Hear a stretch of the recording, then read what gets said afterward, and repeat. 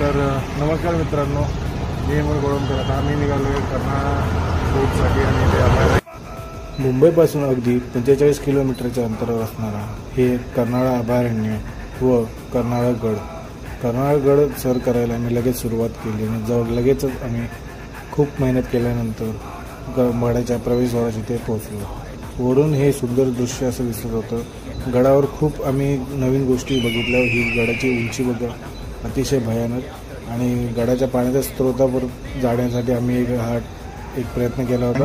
पाणी अगदी थंड आणि सुंदर आणि गडावरचं वातावरणही अतिशय सुंदर आहे. हा गडाचा येण्याचा रस्ता आहे. काळी नसला तरी मराठ्यांच्या शौर्याची झळक या गडाने पाहिलेली आहे. ती कहाणी मी तुम्हाला फुल व्हिडिओमध्ये नक्की सांगेन. लवकरच फुल व्हिडिओ घेऊन येत आहे. तोपर्यंत आमचा व्हिडिओ आवडला असेल तर प्लीज लाईक, शेअर, सबस्क्राईब करायला विसरू नका. जय महाराष्ट्र, जय शिवराय.